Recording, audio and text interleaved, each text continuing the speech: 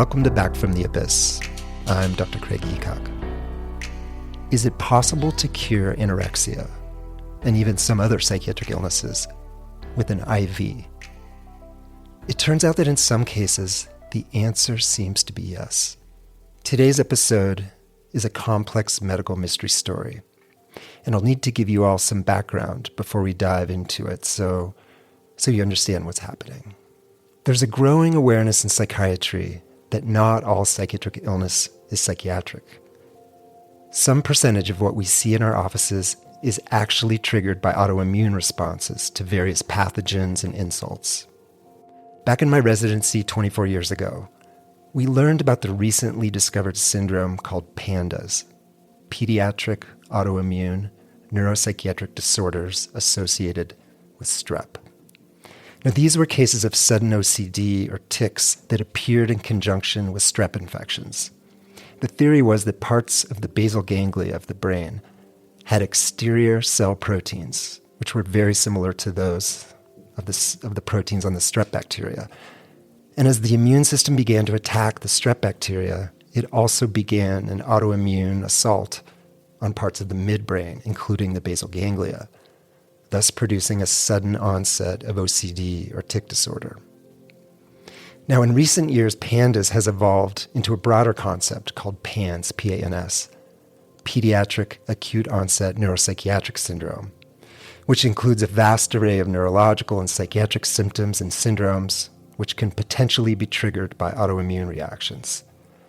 Now, it can be tricky to diagnose PANS, and this is probably why it's still somewhat controversial in some areas of psychiatry, because we don't have a clear and consistent set of labs or biomarkers to positively determine PANS, and because the syndrome is so broad in how it can present that clinicians struggle to come up with a modal or average presentation that we can put into our pattern recognition systems. One feature that does seem fairly classic for PANS is that the symptoms tend to increase during and or right after a concomitant infectious illness, presumably because the immune system activation is reigniting the autoimmune attack on the central nervous system. Today's story features a mom, Kari, and her daughter, Zoe. Now, Zoe had lots of illness and immune system issues as a young child, first fatigue, and then gastrointestinal symptoms, and then profound mood instability, and then eventually she developed horrific treatment-resistant anorexia. The first part is Kari's story, and then Zoe gives her perspective. I recorded them separately with the other one not present because I wanted to hear both Kari and Zoe's perspectives, recognizing that they would surely give me different perspectives on their shared journey. We all experience our lives through our own filters and beliefs and expectations, and Kari and Zoe are no different here. One last thing. This story hinges on a treatment called IVIG, or intravenous immunoglobulin. In brief, this treatment involves infusing the patient with the collected and purified antibodies of thousands of donors. This infusion serves to rebalance an immune system that is either overactivated or underactivated. IVIG is a way to reestablish immune system homeostasis. I had Zoe when I was 36 years old, and she was a very wanted child because I had actually gone in to freeze my eggs and found out overnight that I had, major fertility issues. And so I used a sperm donor, and that's how Zoe was created. She had a pretty sweet childhood. She was a small but feisty kid in many ways. She was born a little small on her due date, though, and she was always very perceptive. Like, even as a baby, I remember looking at Zoe, and she would look you back in the eye and just make eye contact longer than what it seemed like many babies would. So she was very interested in people. She started getting sick a lot when she was about 6-7 months old, and I remember we were always on the phone with the pediatrician. She went to preschool and went to elementary school. She was shy. She was shy and sensitive. And was she emotionally sensitive? And it sounds like she was medically sensitive, but Was she sensitive kind in of all ways. Always, yeah. So she was that classic kind of orchid child. Yes. She could bloom beautifully, but the conditions had to be just right. Exactly.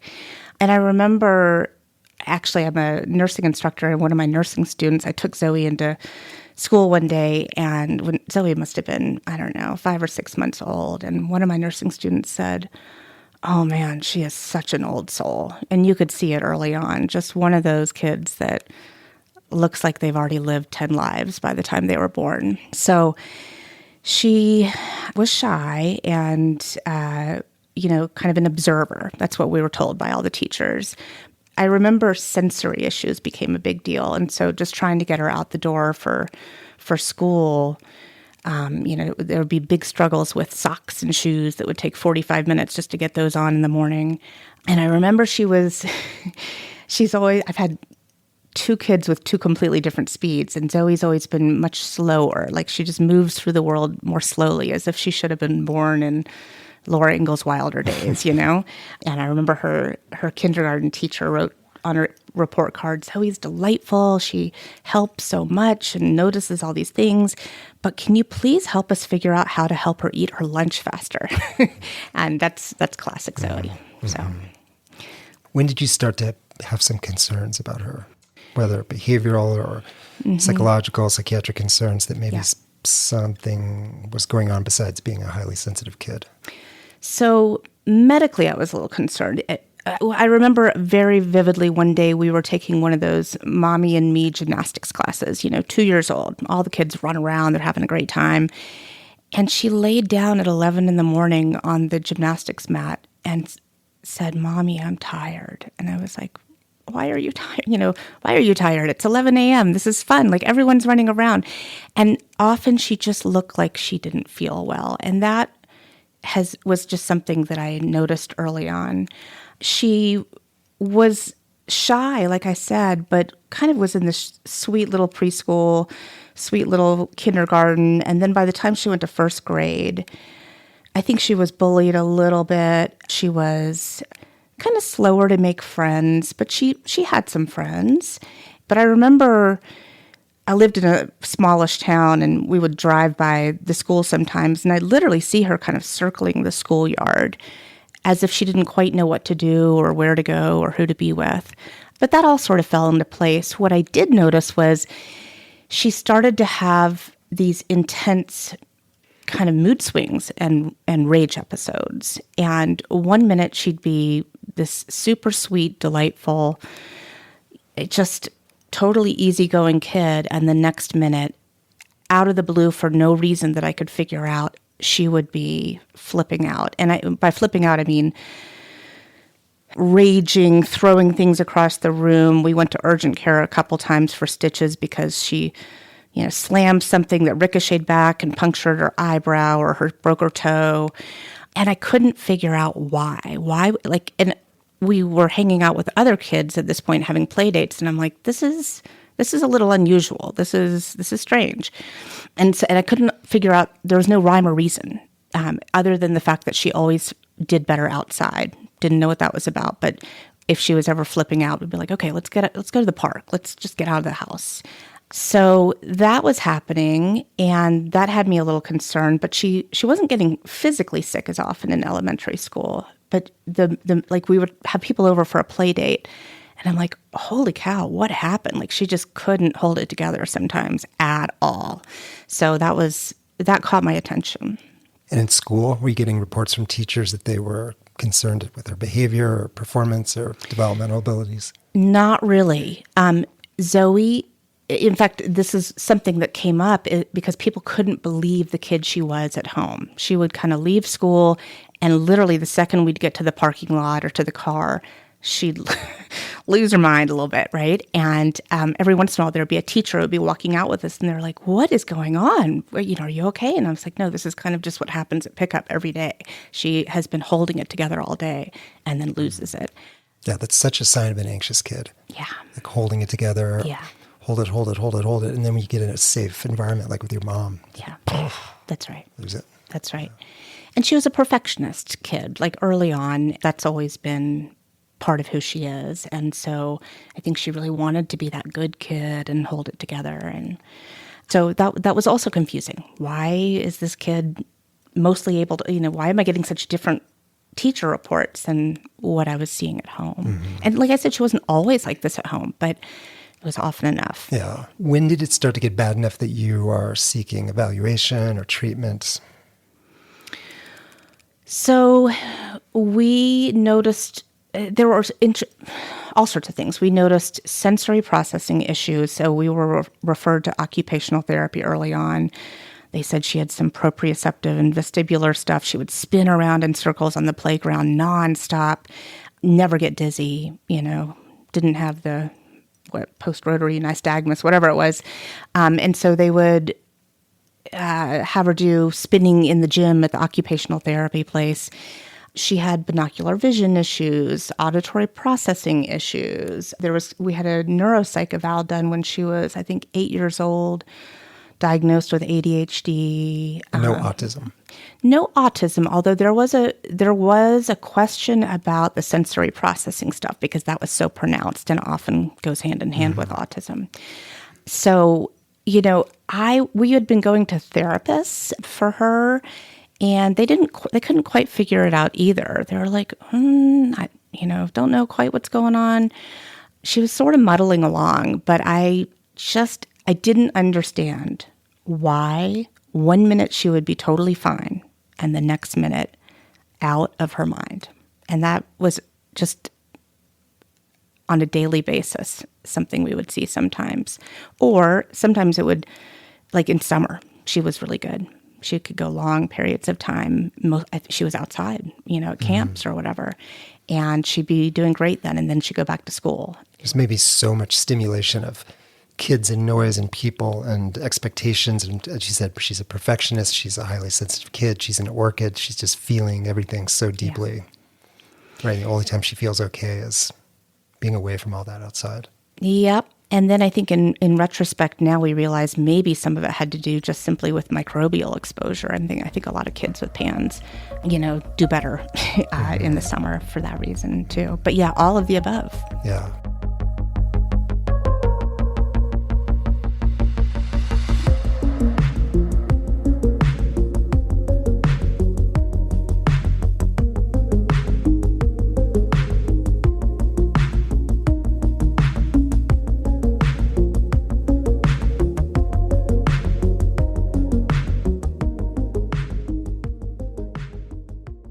You mentioned PANS.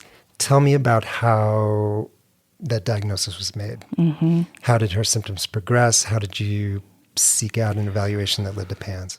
I didn't know how to put into words this feeling that something was a little off. And, I'm a nurse by training. I have been teaching psych nursing for years.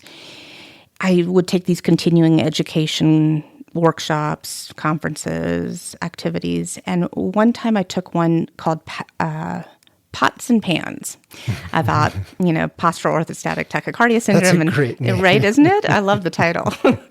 So I remember as the doctor was going through the list for PANS, which I really didn't know much about. I think Zoe was maybe 7 when I saw this. Every single clinical red flag for PANS. So we had, the autoimmune family history, the history of weird, bizarre, frequent, recurrent, hard-to-treat infections, just the Jekyll and Hyde behavior. What she didn't have was the drop-off-the-cliff presentation, and that's what a lot of people... Or the A, right? So PANS stands for pediatric, acute onset, neuropsychiatric syndrome. Thanks. But it sounds like from what you're describing, many of these symptoms had more of an insidious onset, not necessarily woke up with something. That's right. Yeah. That's right. In some ways, I wonder if it just started so young. We just didn't, maybe she did get something when she was really young. I don't know. But what was clear is just the episodic nature and just how extreme the differences were between because usually if you think somebody has ADHD or autism or whatever it is, that's more of a consistent presentation. Yes, there are ups and downs and ebbs and flows, but generally you're going to see some of that symptomatology most of the time across Right. multiple settings. And Right. with like her, high anxiety people are anxious 24/7. Like Yeah. it may cycle throughout the day or spike up in certain situations, but it's not like they have times where their anxiety's low to nil. That's right. Yep. So that stuck out. So after that, Zoe also always had some GI symptoms. And so I had kind of begged her doctor, her pediatrician, for a referral to the Stanford GI folks. And so, long story short, we found a doctor who kind of specialized in figuring out, he was a pediatrician, specialized in kind of infectious diseases, immune issues. And I was telling him a little bit about what my concerns were. And he said, well, let's do a comprehensive workup for PANDAS. And that was in February of 2018. And And she was how old? she was 10. That was my first understanding that PANDAS can be controversial. Different doctors, different people would say different things about it. And I realized, oh, not everybody believes in this. So that started coming up. But she started treatment. In fact, both my daughters were diagnosed with PANDAS at the same time. It tends to run in families. And, doing a little better. And what was the treatment? At the time they had evidence of strep. It turns out I had crazy high strep titers. I had strep all the time as a kid myself, scarlet fever, peritonsillar abscess, that kind of family history that's like, whoa, it's streppy. And Streppy. right. And so the thought was initially that Zoe had a strep-mediated kind of classic PANDAS, because PANDAS was originally strep-related. So her PANS was thought to be strep-related. Right. So that was one of the big concerns. And so she went on azithromycin for a while. And it was tough to say whether or not, it definitely helped a little, but it wasn't like a magical all better. Zoe was also always environmentally sensitive. So, any like new construction, off-gassing, certain chemicals, cleaning products, moldy environments, all those kind of things she was always very sensitive to. So that was another piece of the puzzle that we were figuring out. We started to see different specialists, and they all had different things to say. And some said, this is a big deal, and she probably is going to need something like IVIG down the road, because her immune system's a little off. Mm-hmm. Listeners, IVIG refers to intravenous immunoglobulin, which is, interestingly, it comes from the collected donations of thousands of people who donate their serum, and their antibodies are spun out, separated, and then combined to give this IVIG product, which is a amalgam of the antibody response of thousands of people. That's right. Yeah. So it's a pretty cool treatment. It's no joke. It's pricey, and it's, a precious commodity, but it kind of reboots the immune system, in a sense. And did she get that IVIG at that time? No. And at this point, my husband and I he was starting to get a little skeptical about all this. He was starting to align more with the providers who were like, there's probably nothing wrong with her. This is probably just behavioral, just have her go to another therapist, maybe, whatever it is.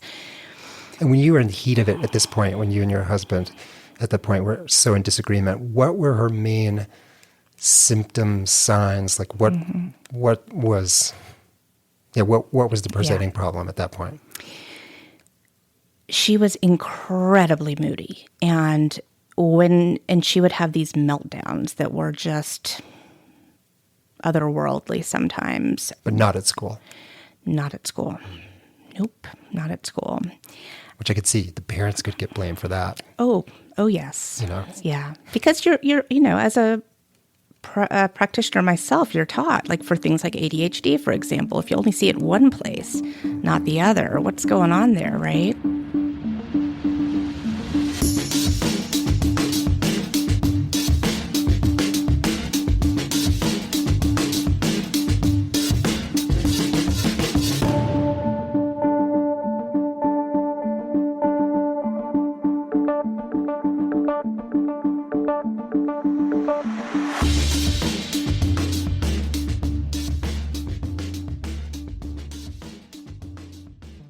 Say more about, if you're comfortable, this schism between you and your husband at the time, because I think this really speaks to how much pain the family system was in, how much disagreement there was, not just between the two of you, but in the medical system and greater psychiatric system about this whole idea of PANDAS. Meanwhile, Zoe's suffering terribly. Yeah.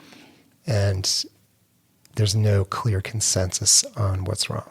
Right. So, we had been to the original doctor who diagnosed it. We had been to a nurse practitioner who was a PANDAS specialist who agreed with his findings.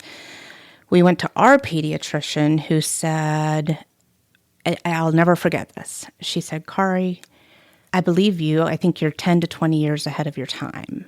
And I don't have the time or even interest to learn all that you're learning about this. And I get why you're learning it. It's your daughter. But I'm not the person. Let's refer you to an academic facility that kind of specializes in PANDAS. And unfortunately, that academic facility has a pretty long wait list, and Zoe didn't meet criteria, so that was not an option for us. And so then we kind of bounced around to a couple other providers that people referred us to, and a couple of them were like, there's absolutely nothing wrong with this kid. You need to stop seeing so many, people. She's fine. What's wrong with you, basically? I think kind of the gaslighting response. Yeah. Because you're like, something is seriously wrong. Yeah. And the experts, at least some experts, are saying, no, there's nothing wrong. There's nothing wrong. That really started to get amplified, and between my husband and me, he eventually asked for a divorce, and I think in large part, mostly because of this issue. And I always wondered if there was like a part of him that was hoping I would just see the light and come back. At this point, I kind of knew too much as a medical person myself, who was spending perhaps too much time in doing research, because that's my response, as a parent. Do you think that's what he would have said? Something to the tune that, look, Kari's so involved in the medical system, and she's smart and curious, and she's like devoting her whole life to find like this sort of end of the rainbow explanation of why Zoe's sick, and almost like your strengths or your weaknesses. Like my wife here is so medical and so analytical and so curious and so deep diving that she just can't let this go. That, and I think he was upset that he was sort of losing me in the process. As any parent who's dealing with a kid who has a serious or chronic illness will tell you, it can become a little all-consuming sometimes. And I think especially as a non-medical person, he would say, I don't even understand the language you're talking about. He was a brilliant software engineer. So, he was plenty smart, but he didn't know the medical world.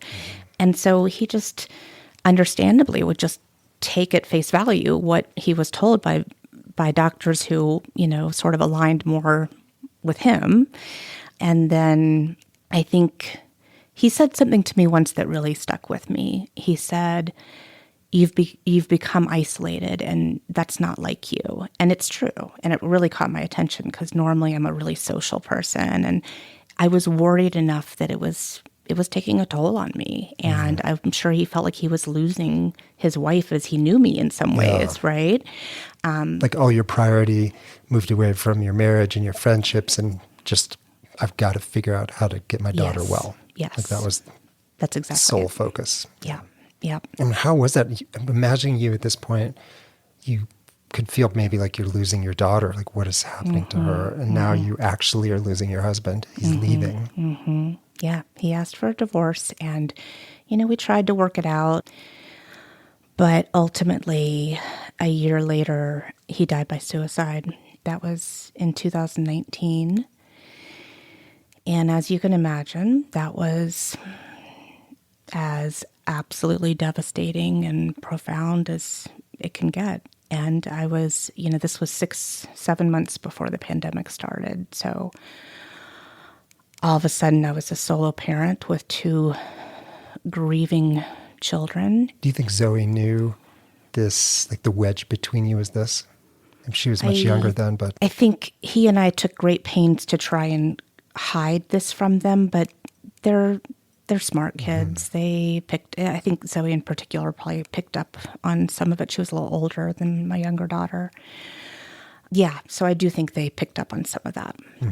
Now Zoe, as you've described, who's this really sensitive, curious, I mean, I was about to say the word fragile. I don't mean fragile like she's going to break, but I mean just like everything affects her. And now her dad is gone from the home, and now he's gone, passed away. Yeah.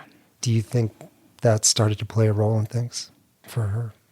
I do. I also think she is also very sensitive. I mean, when he was getting sick, and I mean, that's how I talk about it with my girls. His brain was sort of hijacked, like many people who become suicidal and really depressed. His brain was not working properly. And she could sense that. I remember she would like reach out and hold his hand or like pat his back. He was crying a lot near the end, and he would try and hide it, but she always noticed. And I think that really, she was, she was 12. Yeah. Her birthday was 2 days before he died. And that's such a tender age to lose a parent. Yeah.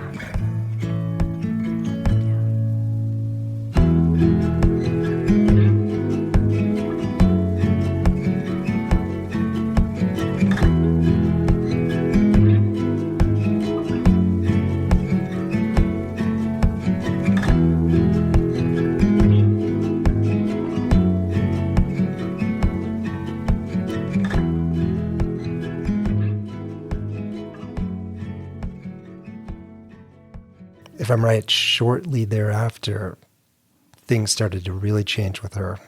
She began to develop signs of anorexia. Is that correct? At the beginning of 8th grade, she had just turned 14. That's when she sort of fell off a cliff. And that's when her mood, rage stuff got really significant again. She would come home from school, and I just remember I had this vivid memory of her like walking in the door and just so exhausted and depleted, zero frustration tolerance, just leave me, like almost had to be in a dark room by herself just to recover from the day. And I was like, okay, well, it's middle school. I mean, I have middle school trauma, I mean, maybe this is just like... Who doesn't? Right, exactly. Yeah. Although I hear middle school is a little different nowadays. I don't know. So anyway, I just thought it was like coming back to school after the pandemic, everybody was recalibrating. And then around October, she started getting weird about food. And it wasn't restricting right away. It was just like almost like orthorexia, like super healthy focused eating. And so she would have like a big old avocado for breakfast and then a pint of blueberries and then some yogurt and raspberries for lunch. I mean, like whatever. It was just that kind of eating. And I was like, okay, that's a little weird, but I'll keep an eye on it. I know she's kind of a high-risk age. Meanwhile, is she having other PANDAS symptoms? Yes. I mean, and she never really had urinary symptoms, which can sometimes happen.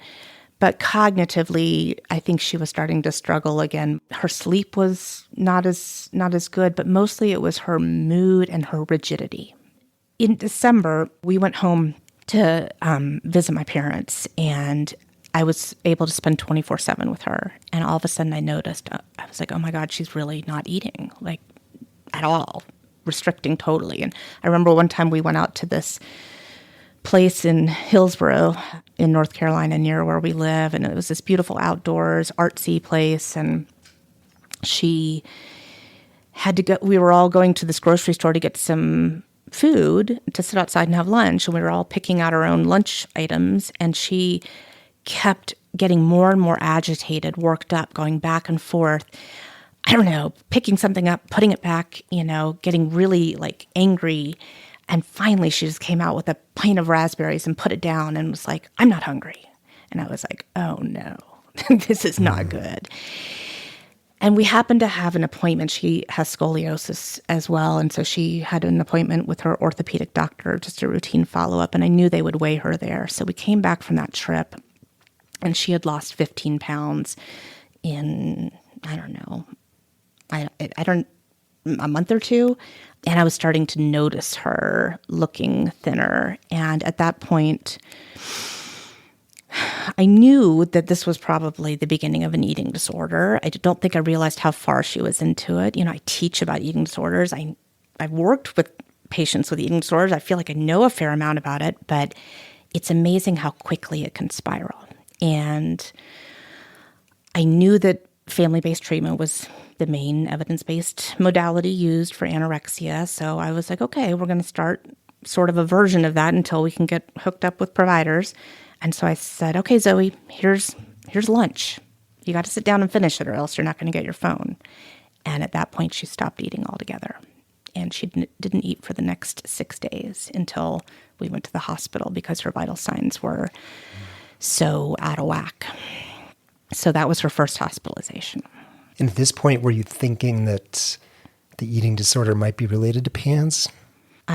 Yes, I was wondering that. I was pretty sure it probably had to do with it. At that point, we had been seeing the PANS specialist doctor for a while. And, he had tried a few things that had been helpful here and there. He and I he was like, let's try a steroid burst. So we tried a 5-day steroid burst. And that she did actually start to eat a little bit during that time. And there was just the most subtle shift in a little less rigid, a little calmer. I was like, okay, there's something going on here. But as soon as we stopped the steroids, within a couple of days, she was right back to not eating at all. So we were in and out of the hospital. At this point, she's so psychiatrically sick. Mm-hmm. I mean, I remember I have this harrowing image of her in her bed, in her room. This was, January, early February, and she was piled under so many blankets, shivering, not moving, just not living anymore, certainly not going to school. And I couldn't figure out how to keep her alive. And at this point, the doctor said, the outpatient PANS specialist was like, I really think she might need IVIG for moderate to severe cases like this where there's life-threatening illness. If we're right, she may respond to it. So that specialist had seen people with severe eating disorders respond to IVIG. That's a good question. I'm not sure if he had ever had any of his own patients, but he certainly had worked with people who had seen it, was well enough trained and versed in PANS that he knew that. I'm not sure if he had ever worked with somebody quite like Zoe yet. But we both had a pretty strong feeling that this would be a potential treatment for her. And so he arranged it. I had to pay out of pocket. Keep in mind, IVIG is very expensive. It was $14,000 out of pocket. Think about all the people out there who don't have the medical background and don't have $14,000 they can scrounge up, borrow, get together to pay for this.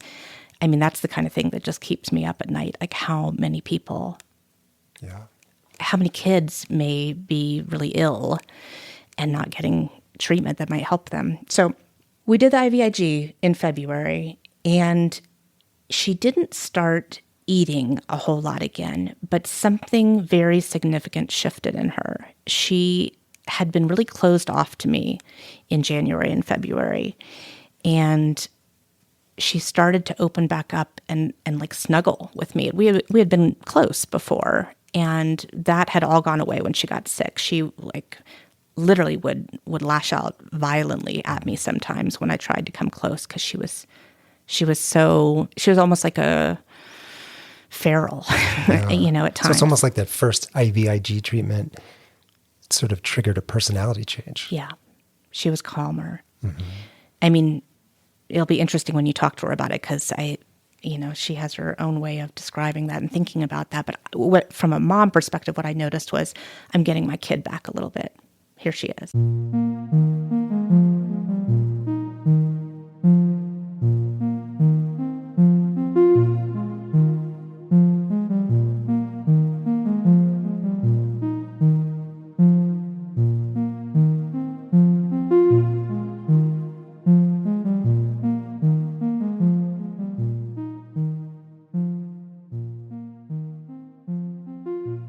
She still wasn't really eating much. She was saying she was drinking 9 Ensure a day. Ensure is like, I never want to see another Ensure in my life. It's like such a PTSD beverage for me. No teenager should be drinking Ensure. No, it's so gross. Oh, man. Anyway, so that's what we thought she was, having, and she wasn't. She was only having like 2 and dumping the rest. And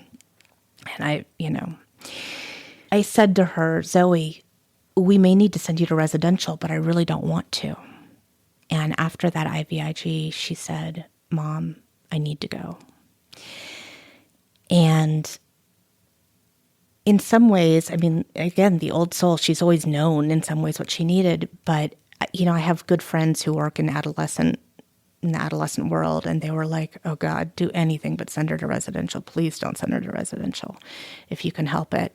And I was like, I would do anything I could. I just cannot figure out how to keep her alive. Like, there's no greater torture than watching your kid starve herself. Mm-hmm. Like, as a mom, that's your main thing. You feed your kids, like you nurse them, you whatever. This is how you grow them, and there was nothing I could do. Nothing would convince her to eat. So even though I was getting her back a little bit, she wasn't medically stable enough, and I knew we were going to head back to the hospital, and a spot had opened up at the residential care facility that was most highly recommended in the eating disorder world, and so I felt like I had to take it. I remember flying out there because it was in a different state, and we slept together in the hotel room the night before, and I remember she snuggled up to me so closely, and we both knew, like, she's going to be gone for a while. I took her there in the morning, and they took her, and then I was supposed to have a meeting with the doctors, and for whatever reason, like, it started a little later than it was supposed to, and they were so mean. I don't have another way to say it. They were so, like, I was trying to explain to them, she's sensitive, you guys, like, kind of like a mom's plea, please take care of her. And they were like, yeah, well, she had been on a gluten-free diet for a few years for her stomach issues that she had, and that had been really helpful. She gets all these really bad mouth ulcers when she eats gluten, but they were like, nope, she's not celiac, so we're going to, I get it. I get you don't want to buy into, I get the flip side of it. I really do. But I was like, no, I get it. Make her eat everything else, but not gluten. Like, it's really, and they were just like, no. That team, I think, was ready to say, I think they blamed me from the beginning in some ways that I'll never totally understand. And I think that they were ready to, I don't know, I think I was skating on thin ice. I had to be careful around them in a way that made me really nervous. I wonder, too, if there's something about residential eating disorder treatment centers where they're so focused on weight restoration and behavioral strategies that it's almost like there's not much room for looking at root causes, or where did this come from, or is this PANDAS, or is this trauma, or is this a reaction to dad's death, or because from their view, like, okay, the patient is dying, which is true, they're starving, so we have to weight restore. Right.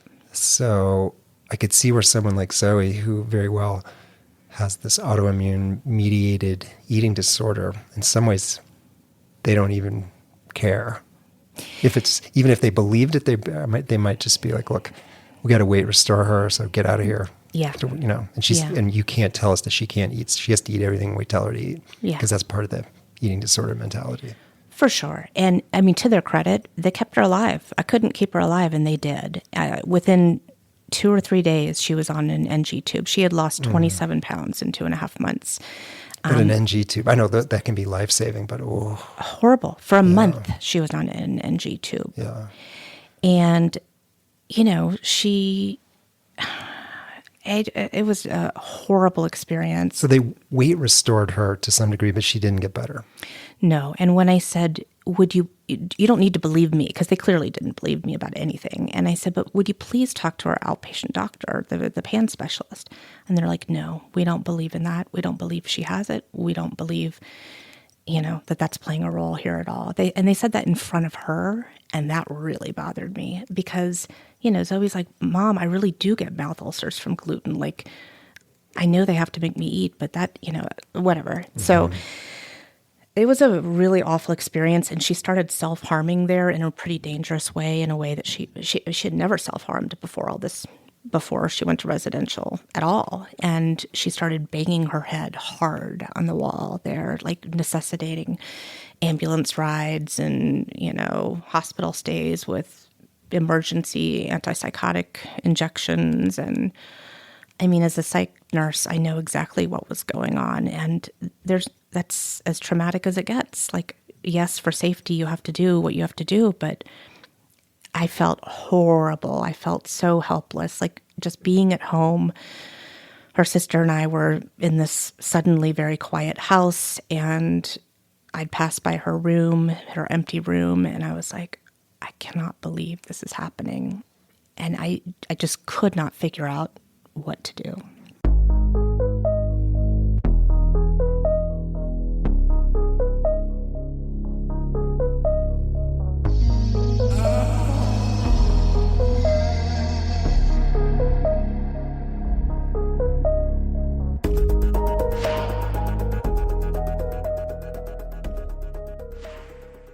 So then Zoe ends up leaving this intensive residential treatment, coming back home, still deep in her anorexia. Again, weight restored to some degree, but as sick or maybe worse than ever. That's right. Yeah, they couldn't weight restore her. She was there for 3 months, and I think she gained back about half, maybe 15 of the 27 pounds. But at the end of the 3 months, they basically said, she's treatment resistant. We can't do anything else. Here's your kid. And so I had to come pick her up. And, her EKGs were normal again. And she had, she was technically within the normal body weight range, but she was so psychiatrically sick. I picked her up and we got to the airport. And I'll never forget this. Her pupils were dilated. That was always a sign that she was not doing well.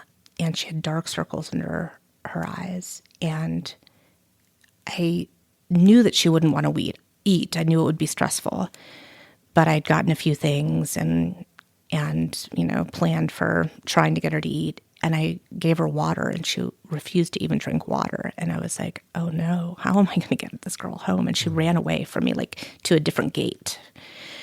And I watched her. This is post-treatment. This is post-treatment. And I was like, I can't believe I'm going home and she's still this sick. And I wrote in my journal, I just started like crying, and I was like, I kind of turned so that I could see her, but I could write. And I was like, I know she's in there. I know she's in there. I don't know how I'm going to get her back, but I know she's in there. You can do this. I was just like, and that was a really important thing to, I feel like that's what got me through it the whole time. Like even when she was, beating me up one day when, she was really sick before she went to residential, or when these rage episodes or whatever, I'm like, I know you're in there. I know you're in there. And I had seen that. That's how PANDAS works. You see them come back and you know they're in there. And then it's like they're hijacked. And that's what it felt like. Somehow we made it home. My dad, who is probably one of my biggest rocks in my life right now, flew out to help, because family-based treatment is supervising for 6+ hours a day, 3 meals, 3 snacks, making sure they don't puke afterwards, monitoring so they don't stick granola bars in their underwear and flush them down the toilet. It's like intensive stuff. And as a solo parent, that was a little intense. So he came out to help for a couple weeks. Her outpatient PANDAS doctor, there were a couple treatments he tried that were making a little bit of a difference. She was staying out of the hospital. That was huge. She wanted to get together with her friends. That was huge. But she still wasn't eating much. It was really intense work. And then she got COVID about a week after she got back from residential. We all did. And COVID seemed to tank her. She started to relapse very significantly about a couple weeks after she had it. And within a month, she was back on the edge of hospitalization.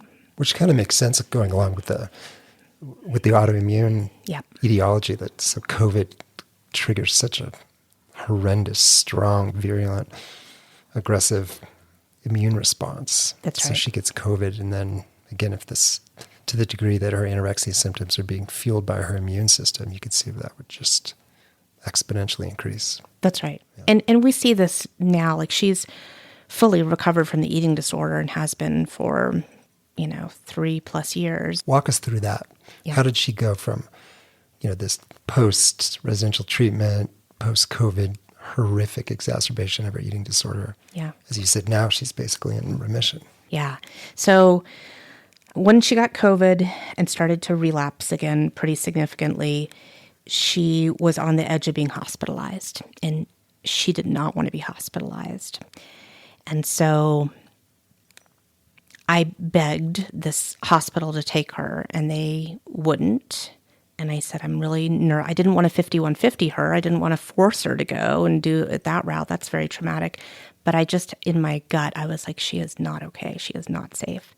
And that night at like 2 a.m, I woke up and heard all this banging around the house. And I got up and I saw her in the hall, and she was lurching and bumping into the walls, and she couldn't even walk. And so she was like, I need to go to the bathroom. And so I carried her to the bathroom. She went to the bathroom, and then she couldn't really get up. So I carried her back to my bed and called 911 because she was very altered. And so the paramedics came, and at this point, her sister's waking up and watching. And, this is very triggering because it's becoming clear that this was a suicide attempt, an overdose. And so she went to the hospital, and I followed, and she was 5150'd and put in the hospital for a couple weeks. And, they stabilized her again. She started to eat as she would do in the hospital. And when she was there, I was talking to her outpatient PANDAS doctor. I made an appointment, and I was trying to get him to talk to the doctors there. But in the meantime, I made an appointment with him, and he said, Kari, if you can afford another IVIG, I think it might make a difference. She's more stable medically than when we did the first time. And one of the most important things we had just learned from her therapist is that Zoe had confessed to her therapist that when she had the first IVIG, her eating disorder thoughts started to go away, and it terrified her because she wanted to be sick, right? That's part of the illness. It's a horrible, horrible illness. And so she didn't tell anybody at the time. She told her therapist, I think, a little later. And so her therapist was like, we're trying to figure out, what are we going to do? How are we going to do this? And she said, well, actually, Zoe did share with me this. And I said, oh, that's important. So scraped together another $14,000 because insurance still would not cover it, even with her whole history, even with all the lab work, everything. Now states are mandated to cover, many states are mandated to cover IVIG and other expensive treatments for PANDAS. But at the time, that was not true. And so the doctor said to me, if she responds to IVIG like we think she's going to, then insurance will start covering this because they sure don't want to pay for more residential and hospitalization. And that's exactly what happened. As a parent, when your kid's sick like that, you're like, okay, let's think of all the things. Maybe a new school will help. So I'd, asked Zoe, do you want to go to this other school? So we'd applied to this other school. She got in. She went on this field trip at, kind of this orientation field trip right after she got out of the hospital. I mean, all of us are kind of holding our breath like, is this really going to happen?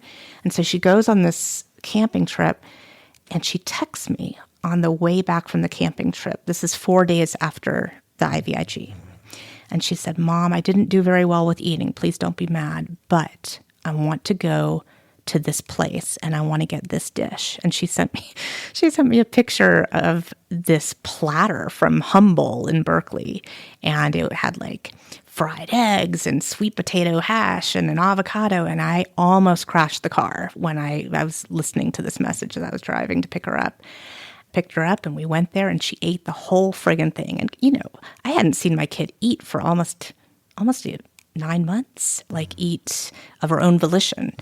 And so I'm like, hold it together. Don't cry. Don't freak out. Don't show, And she's like, Mom, I think I want to go back to school and be with my friends, but I don't want to go to this new school. I just want to be with my friends. And I'm like, oh my God, she wants to go back to school, So I'm like, I get home and I'm like texting family and friends. I'm like, I think she's coming back. I think something's happening here. And then she comes out, Mom, I'm hungry. Can I go to the store and get some strawberries and whipped cream? And I'm like, that was it. We have not looked back. She's been fully recovered ever since. She now gets monthly infusions. We just actually switched from IVIG to subcutaneous, which is preparing for college because she's now applied to 15 or 16 schools, and you wouldn't recognize her if you knew her back when she was sick, and now she's fully recovered and this unbelievable, amazing kid.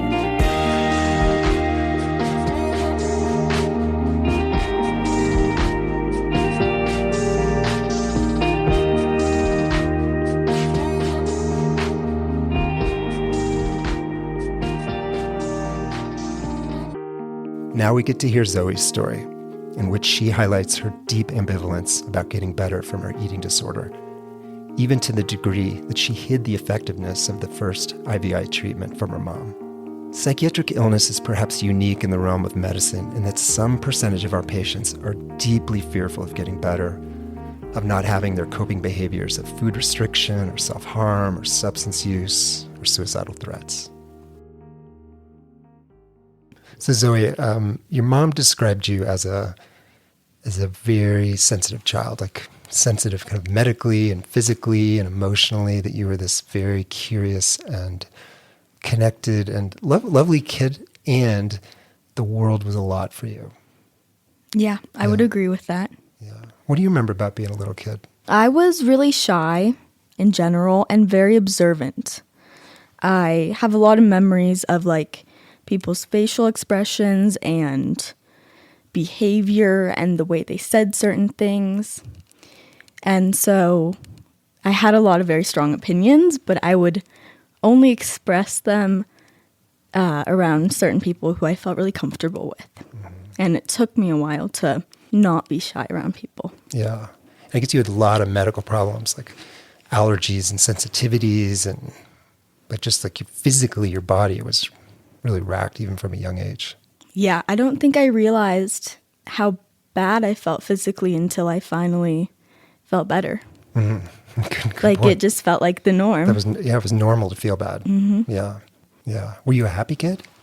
Not compared to other kids, no. Mm-hmm. I was actually, I would say that it totally depended on my mood and my health.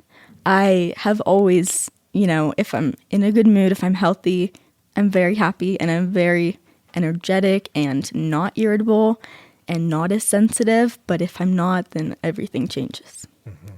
And that can happen even within a few hours or like day to day. So I've always been that way where it totally just depends. And I think that as a kid, it would go back and forth a lot. Yeah. Your mom described a pattern where your moodiness, your extreme moodiness would really cycle and in ways that didn't make sense. And looking back, her hypothesis, and I think that of your PANDAS doc, was that as your immune system would get more triggered or stressed, your moods would decompensate.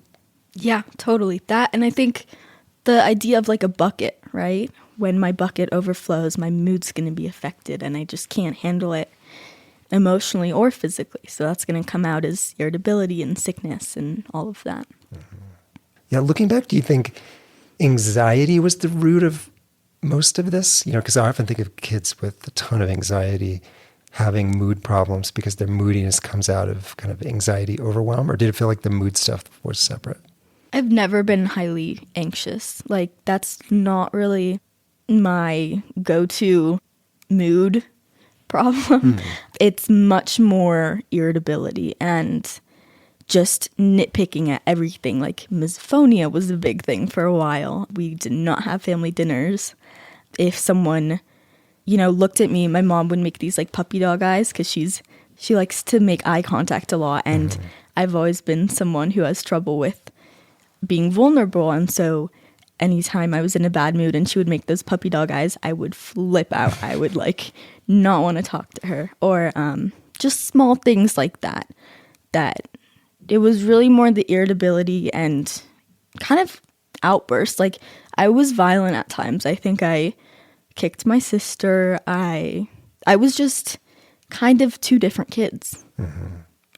Now, I asked your mom the same question. And when she was describing sort of how you were as a kid, at one point I asked her, gosh, was there any chance that you're on the spectrum, on the autistic spectrum? And I guess you had testing, and it concluded that no, probably not. But is that something that does that resonate with you? Or, that's kind of the diagnosis du jour right now. And when you were little, it wasn't as big a thing. But, and I don't know, I'm not evaluating you psychiatrically, but so much of what you struggled with as a little kid can fall under that autism spectrum thing. I think that the behavior, the emotional, social part has never resonated with me.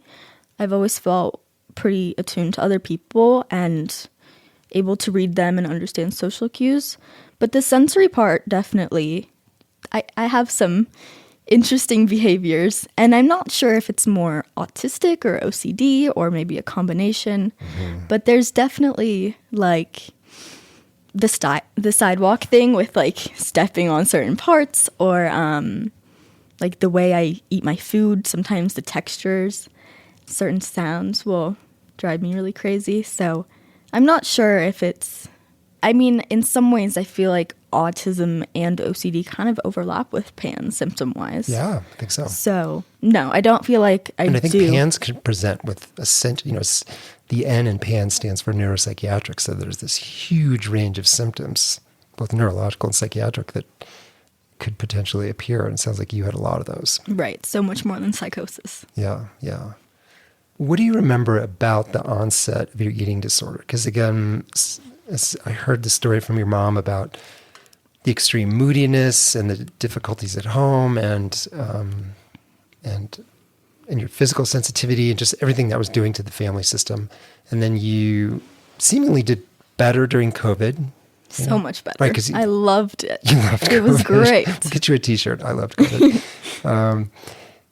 But then things really tanked as you had to go back to school, but in particular, seemingly out of nowhere, and I'm curious what that was experience on your end, seemingly out of nowhere, you developed horrific anorexia. Mm-hmm. Yeah, I first remember having symptoms before going back to school. It was at the beach on our family vacation.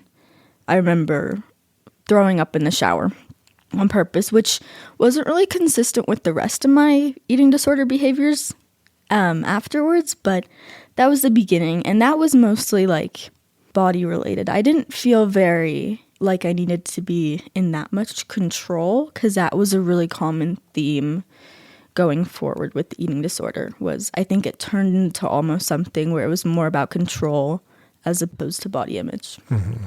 I can imagine a couple things that could feel pretty out of control. One is coming out of the isolation of COVID, which was so comfortable for you. And the other thing is, you lost your dad.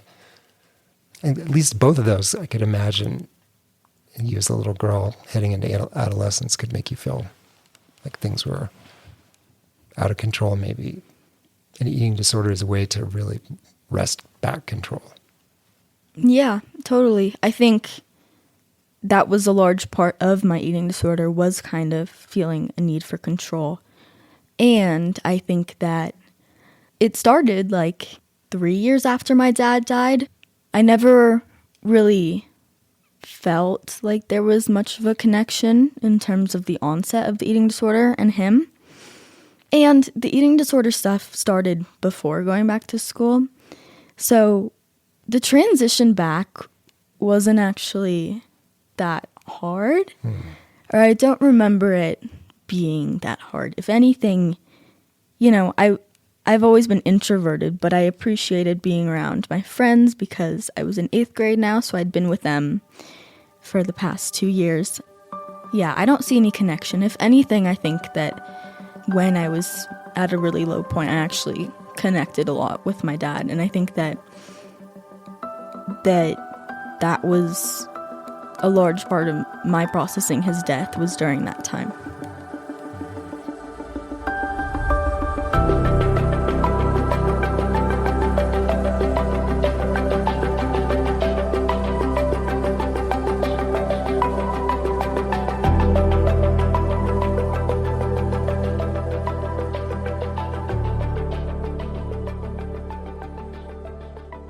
Tell us more about your treatment journey with anorexia. Where do you want me to start? Well, I guess I'm really curious about your experience both with residential treatment and then with the IVIG. Because we heard more from your mom that the residential treatment was not only apparently unhelpful, but maybe made you worse. Yeah. And then IVIG was amazingly, beautifully, shockingly helpful, even curative.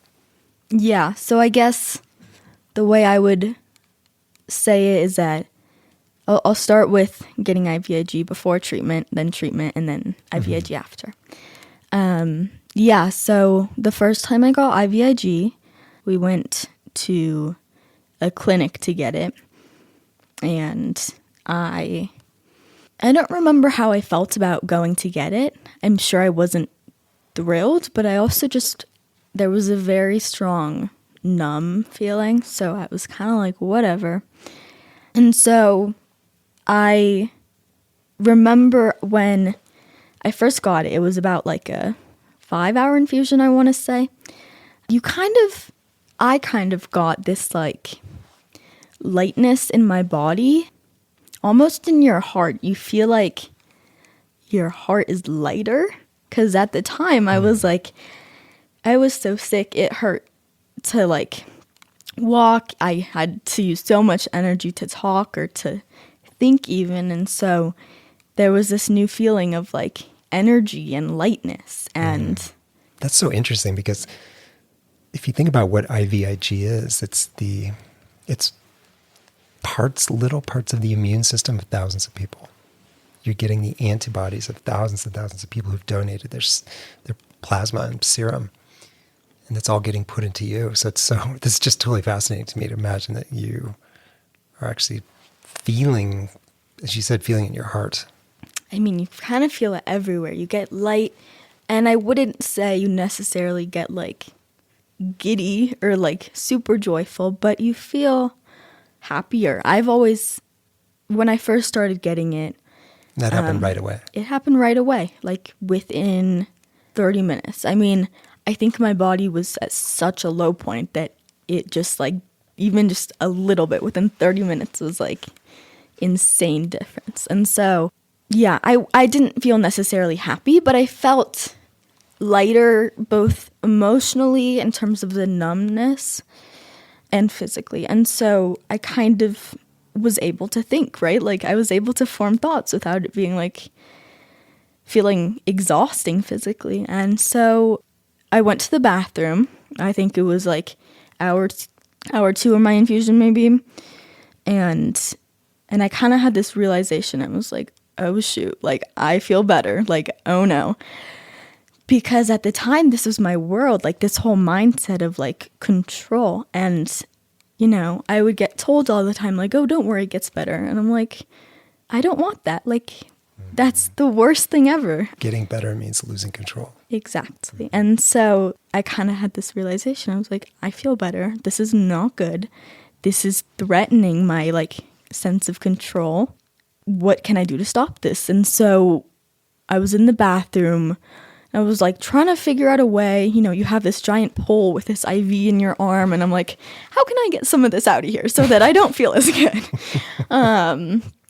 Contemplated that for a minute. I mean, I'm laughing at that because it is funny. It's so sad, both. I mean, here you are just suffering terribly from anorexia, and you're finally starting to get relief. And there's part of you like, no, I have to rip this out of me or squeeze the bag into the toilet or something. Right, anything. And so eventually I realized that an alarm would go off because it was connected to the pump. So an alarm would go off if something changed. And I was like, okay. So then I went back out and I was like, less joyful. And I kind of was like, there's two different sides. There's like this side that's like, getting like you feel good, and then your brain is like, stop, like what is going on, like this is so bad. And so we got like an offer kind of like to go to residential, and we had 3 days to decide or something like that. And she asked me, she was like, do you feel better? Do you feel like you still need to go? Like, I want to help you. And of course I was like able to think now. So I was like, let me see, how can I manipulate this? I felt better, but there was almost like a temporary, like I was able to think more thoroughly about how I can get sicker, right? Because I'm seeing the possibility of getting better, and that's not good. So I was like, Mom, like, I think I do need to go. Like, I don't feel better. I really think this is what I need. And she was like, okay. Yeah, I was in residential for 4 months, from like February to May, maybe like 3. Do you have a sense how long the benefit from that first IVIG lasted? And what was the benefit? I'm curious to get both these questions. Because you went right to treatment. Yeah, I did. It was like 3 days after, maybe. I think a lot of that irritability that I've always kind of had a tendency to feel when I'm not doing well. I mean, I was very irritable from August to January, that whole time, and while I was in treatment. And so for those few days after I got IVIG, I remember being more open to connection with my mom, with my sister, with my therapist, my grandparents, and just I was able to think. Like, I remember during that time I was sick and in school, I would spend a bunch of time just like spacing out and just like I didn't even have energy to like sit up and think. I would just fall asleep.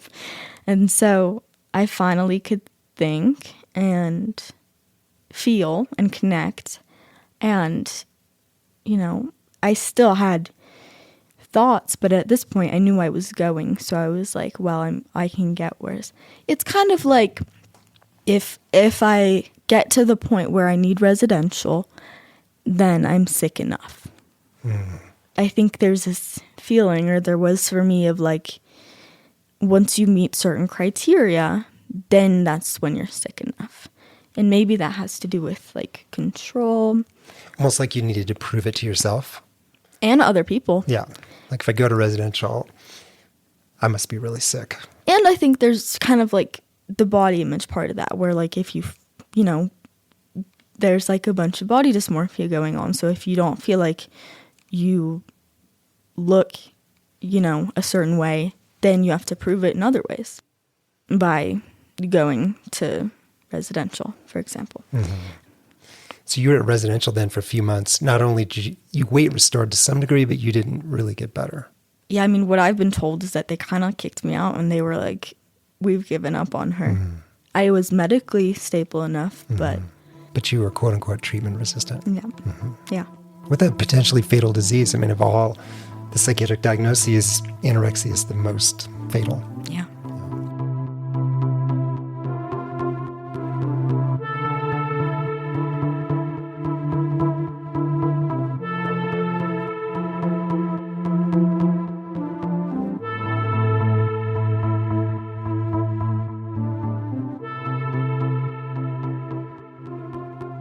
Lead me up to your suicide attempt. Like what do you remember was happening in that time? What was going through your head? So I got back in late May. I went to my 8th grade graduation, and then my mom wanted me to do an IOP, an intensive outpatient program. Yeah. Which I didn't end up doing. So I was home a lot. I was hanging out with one of my friends a lot, so that was nice. Then I got COVID. That was not good. I got a lot worse symptom-wise, and with your eating disorder. Eating disorder symptoms, and control-wise, and irritability. And so that was kind of the beginning of the going downhill again. And so with those symptoms, I got closer to needing treatment again.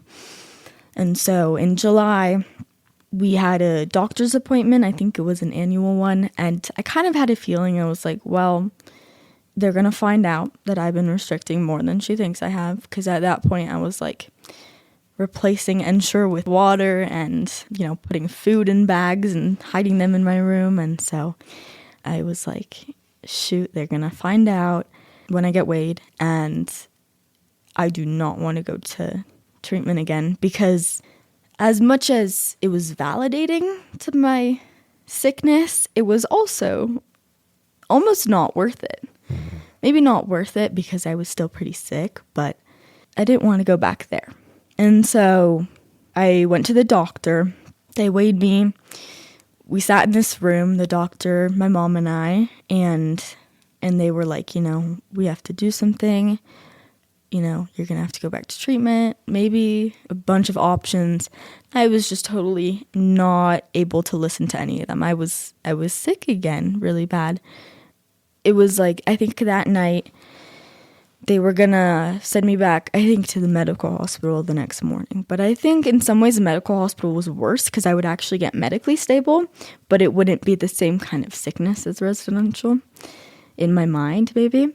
And so I was feeling kind of stuck, but also numb. And so I was like, obviously without a very thorough thought process, what can get me to not go to residential? And so I took a whole bottle of ibuprofen. I know I didn't think that it would actually kill me.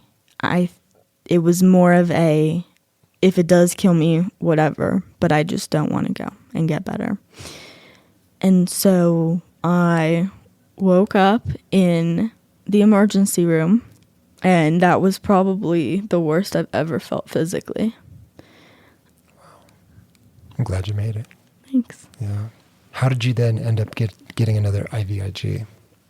Yeah, so after that, I went to the psych ward for a few weeks. I got 72-hour hold. Mm-hmm. What's it called? I think in California, is it called like a 5150? 5150, that's what I was thinking. I got 5150, and then I ended up staying there for a few weeks. I was pretty mad at my mom. I remember she came to visit, and I would not talk to her. But that was actually a much better experience from residential, and I think in a lot of ways what helped was, one, they let you go outside, but also just being with people who were struggling, but not necessarily with eating disorders. I think that was probably the most helpful thing. Because there's kind of like, you can connect, but there's not this competitiveness, and you're more seen as humans, right? And I think that with eating disorder patients, a lot of times they're seen as people who are almost like criminals, right? Mm-hmm. Like, you're choosing to do this, and so how could you do this to yourself? Right.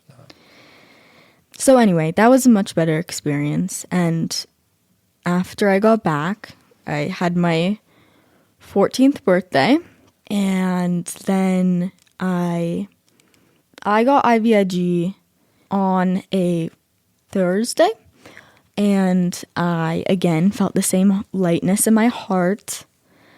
After everything I'd been through that past year, I think I was able to see that maybe this didn't have to be my entire life. Like, I was able to see that maybe this wouldn't last my entire life. And so the next day I went on a school trip for a private school that my mom was like, maybe this will be helpful for her.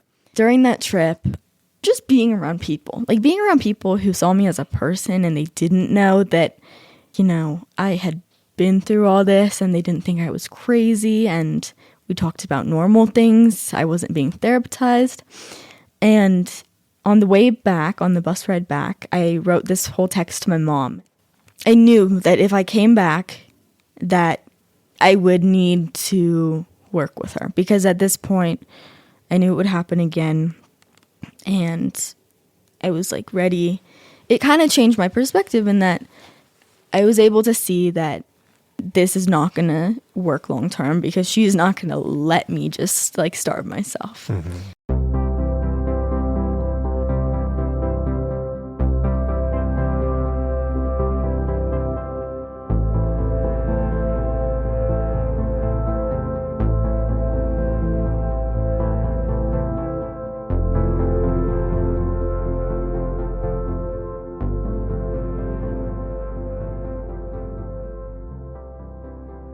Do you think you realized as you were leaving and coming back home, a few days after that IVIG, that something fundamental had shifted and that your eating disorder was receding or disappearing? I think that physically I felt it, but emotionally I didn't, because I think that maybe I did to some degree, but if I had let myself fully realize it, then it might have been too much. Mm-hmm. But also the weird thing about IVIG is that it almost becomes like not even a part of you. It's not like, oh, I feel my relationship with food getting better. I feel like I don't have to be in control. It's almost like it's not even a thing. Like your core wiring changes. Yeah. Kind of your core personality. Like food is food. Mm-hmm. Food is not. So it's not like it dials down the eating disorder. You just don't have an eating disorder. It just goes away? I mean, no, because it's almost like there's two versions of you. Physically, my normal version was just like becoming more of me. But the unhealthy version was just like, wasn't really being paid any attention to. Mm-hmm. So I didn't realize actively that I was getting better until maybe it had to do with my brain power. Maybe I just wasn't able to see it yet. Obviously, eventually I was like, oh yeah, like I'm better. But I think maybe my brain in some ways was protecting me because it knew that had I realized that wouldn't have. Right. Because your mom described that second IVIG as putting you into remission, essentially you're taking the eating disorder out of the picture. But I love that description. As you just said, there was something almost protective in you that didn't let yourself see it that way because that would have been too threatening. That's how I feel, yeah. I mean, maybe that first time in January I wasn't able to because I was just so sick. But at that point, I had the brain power, I had the physical power to maybe my body had that protective instinct. Since that second IVIG, did you ever have the anorexia come raging back? No. Wow. Never. So let me just state this because this is pretty incredible. You had treatment-resistant anorexia nervosa that a very well-known, nationally known eating disorder center worked with you for months, basically asked you to leave and said they couldn't do anything more for you. And then you get immunoglobulins and you're all better. Yeah. Eating disorder-wise, I mean, I think the control comes back to kind of or OCD things, which I still do have mild OCD tendencies. And those maybe go all the way back to childhood. Exactly. Yeah. It is in no way eating disorder symptoms like OCD. That's just like me. Yeah. Well, it's quite a story. I'm so glad you and your mom came out to visit. Yeah, me too. Thanks for having us. Thank you for making the trip. Yeah. And thank you for all your hard work preparing for this. And it was really fun to work with you. And yeah, it's a big thing. Yeah, I'm glad we got to do this. Yeah. And you seem so healthy now. I'm just sitting here looking across at you, trying to imagine you anorexic and sick and with an NG tube. And it's just, it's kind of a horrifying image, but I can't even picture it. You just seem so well. Yeah, that's I think one of the hardest things to convey to people is that if you haven't seen me in both ways, it's really hard to imagine because I do, at this point in time, feel like that was not me. Like it feels like a different person.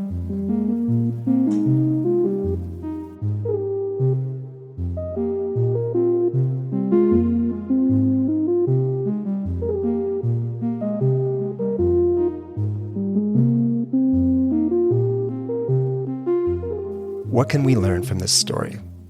First, this story highlights the fact that psychiatric illnesses are not necessarily psychiatric in origin, and that they are best thought of as syndromes with various complex causes and etiologies and triggers, rather than discrete diseases.